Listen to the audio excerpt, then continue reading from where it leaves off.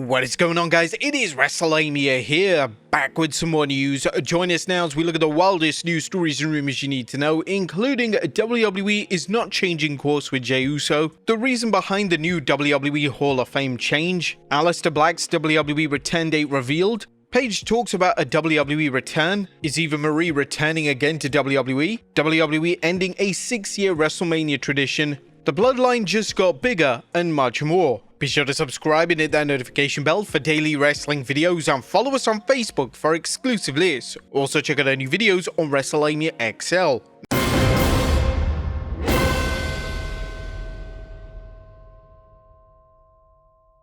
Our first story looks at WWE not changing its big mistake with Jey Uso. And was WWE planning to change its direction for Jey Uso following what some fans believe is backlash against his push and upcoming world title match against Gunther at WrestleMania 41? Well, not so, as according to Chris Featherstone, who tweeted, sources from within WWE have confirmed that Jey Uso will continue to be pushed as a babyface for the foreseeable future despite recent online backlash. He was second in merchandise in recent sold-out live events that he wasn't even advertised to be on, which WWE is very satisfied with. I was informed that there has also been an increase in new and lapsed fans coming about due to Netflix and other global brand broadening ventures in which Jey Uso's merchandise has brought in even more revenue. And while some fans have criticized main event Jey's push, it's hard to deny the wild reaction he's been receiving at live events. Now obviously, if WWE sees signs of Jey's popularity decreasing, such as a drop in ratings during his segments and merch sales sagging, they then may decide to change things up. Next up, are we seeing the return of Eva Marie again? Now, the controversial star Eva Marie has had two very awful stints in WWE, but it's possible that she could be back for another run in WWE, as during a recent interview with Ring the Bella, she fueled speculation on a return to the promotion. So because words mean a lot, I feel like you can speak whatever you want to in existence, and I love WWE. I'm very grateful to WWE, I love the WWE universe. I mean, you could never get enough of the evolution. Never. You know what I'm saying? And I would love to come back and stir things up. There's nothing better than going out there and ruffling some feathers, so yeah, the possibility is always there. In 2023, she revealed that she was in talks with WWE, but nothing came of it. Would you guys like to see her back in WWE? Let us know in the comments down below. Next up, WWE bringing a big event to India. Now, there's some recent comments from WWE President Nick Khan that suggest WWE is considering holding one of its PLEs in India. Khan recently chatted with the Hindustan Times, discussing WWE's move to Netflix, this year's WrestleMania, and whether the WWE is looking to India as a future venue for one of its PLEs. That's the goal, and we're penciling out 2026 and 2027 now. In one of our first meetings with Netflix after the deal was signed, without asking, Netflix handed us a list of their priority countries. At the top of that list was India, and knowing that the race would come into play on April 1st in India, if it's important to Netflix, assume it's important to us. India has always been important to us, so we're penciling it out now, and let's wait and see. Now, we discussed how WWE is the second most popular sport in India as cricket is number 1. India is a huge market, and given WWE's success in hosting PLEs in international markets, it seems inevitable. But just what PLE might get the nod and when it will happen remains to be seen, but it's sure to up the bidding process for WWE shows down the road. Next up, Drew McIntyre injured on Smackdown.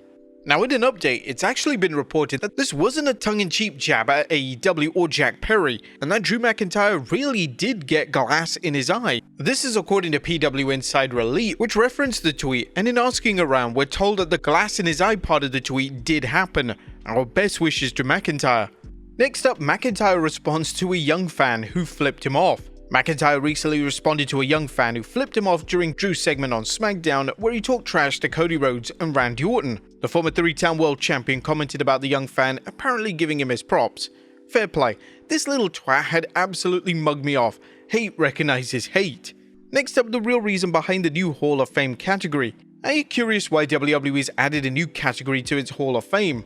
Well, WWE recently announced during last night's SmackDown that WrestleMania 13's Bret Hart vs. Stone Cold Steve Austin I Quit match will be inducted into its new Immortal Moment category. While in the Observer's Daily Update, it was reported credit this one to Ant Evans at UFC. When Evans took over the UFC Hall of Fame years ago in an attempt to make it credible after Stefan Bonner, he came up with the idea to induct legendary matches. Given the Hall of Fame status as a public relations and marketing tool, it makes sense to add this match as it gives fans another way to see legendary superstars who have been already inducted on their own in tag teams and or in factions. What do you think of this new category, and did WWE make the right call with this choice? And which other matches do you think should be inducted into the WWE Hall of Fame? Next up, Paige talks plans of a WWE return. How is Paige, aka former AEW Women's Champion Soraya, returning to WWE following a recent announcement that she's leaving AEW? Or Paige recently hinted at forming a dream team with a WWE megastar. As Paige recently chatted with Before the Bell, I feel like me and Rhea Ripley would make a really good tag team. I've said that. I would love to wrestle her too. I'd love to. There's so many women that I'd want to wrestle. I do one day, not anytime soon obviously. There's no room for me, but I would love to face Rhea. Paige praised the work of other female superstars including Liv Morgan and Charlotte Flair. She also mentioned that if she ever did return to WWE, that she would keep the name Paige and her old theme song. Would you guys want to see Paige return to WWE? Next up, Aleister Black WWE return date revealed. Or is Aleister Black returning to WWE after WrestleMania 41? If you've been paying close attention to Smackdown, you've probably noticed some creepy vignettes that feature smoke, shadows, and much more. While it's possible they're related to the White Six, some fans believe they point to Aleister Black. Ringside News noted some particular clues in the videos that suggest a return date for Aleister Black. Each vignette has featured the number 4 in some way, but this week's installment showed something new, a flash of the Roman numerals XXV. Put that together, 4 and 25, and fans are convinced it's pointing directly to April 25th. April 25th is the SmackDown after WrestleMania 41, and it could be very possible as WWE loves to have debuts and returns on the shows after WrestleMania. Next up, WWE ending a 6-year WrestleMania tradition. Now, it may be the end of an era, as a new report from WrestleTalk notes that the triple threat involving CM Punk, Seth Rollins, and Roman Reigns could end a 6-year tradition at WrestleMania. The report notes it believes Cody Rhodes vs John Cena will headline Night 2 of WrestleMania, and if this WWE Championship match does headline the other night of WrestleMania 41, as many are expecting it to, this year will be the first since 2018 where a Royal Rumble winner hasn't headlined WrestleMania. As some WWE fans were hoping that a women's match would main event one of the 2 nights, but it looks like WWE wants to give CM Punk the WrestleMania main event that eluded him for his career. Now, with WWE reportedly reviving its all-female PLE Evolution, the promotion may not feel the need to feature a women's main event. But do you guys agree with this decision?